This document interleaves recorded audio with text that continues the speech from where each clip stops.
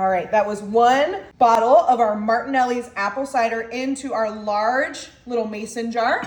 I next have the delicious one and only cran apple.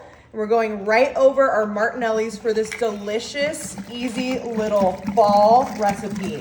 We're going in with that entire container of our cran apple. Great complement to our delicious Martinelli's. I have next our Granny Smith apples that I just kind of cut right in halves, quarters, maybe halves. But I'm going in with those Granny Smith apples. You can feel free to do any kind of apple you like. I love the Granny Smiths. They're one of my favorites, alongside the one and only delicious Pink Lady apple.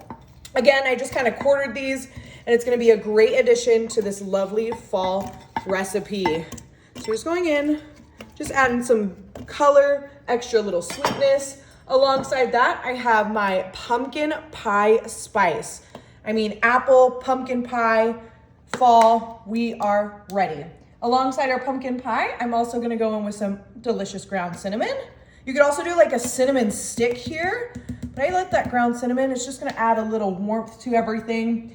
And then I have this caramel apple dip. And I just heated this up for maybe about 30 seconds. I think it's gonna be a great addition to our little fall mocktail recipe. Let's see if I can get it out first.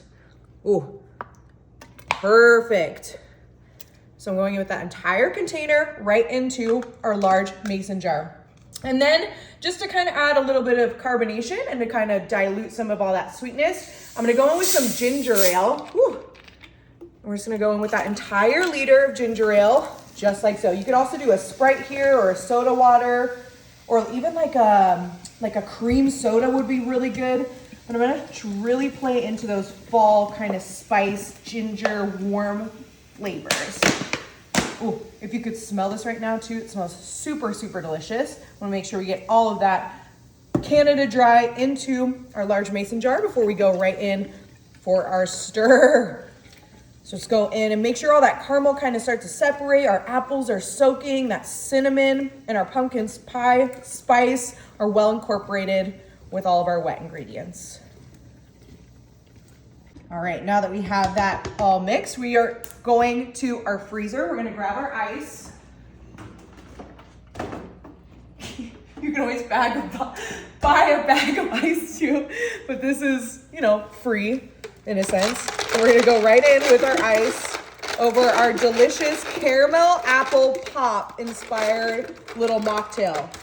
And I didn't add any alcohol in this, but you can feel free to do like a rum or even maybe like a tequila would be good. Kind of play around with different flavors. Just going in, I think that looks pretty good. Perfect. All right, now that we have our ice in there, I'm gonna go one more little stir, and then we're gonna go in with our lid. Make sure it's properly closed so we don't lose any of this delicious little mocktail. All right, use some muscles, boom. Nice little cute stand, boom. Ooh, moment of truth, stunning, gorgeous, amazing. Make sure it's centered. And then I have this cute little cup, right? And what I'm gonna do, I have some additional caramel, and this is the best part, my favorite part about this, is I'm gonna go in with some of that caramel just on the rim, just like so. Oh, perfect. Because I want it to be just like a caramel apple pop. And I mean, that's kind of fun, right? Very Halloween, very fall. And then I have some sea salt. I'm just gonna use a little bit of that sea salt on the rim to kind of get the caramel apple pop effect.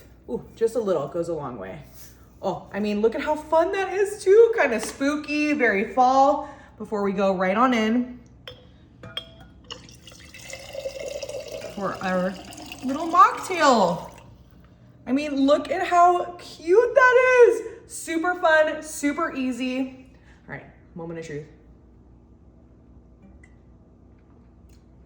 Ooh, just like a caramel apple pop.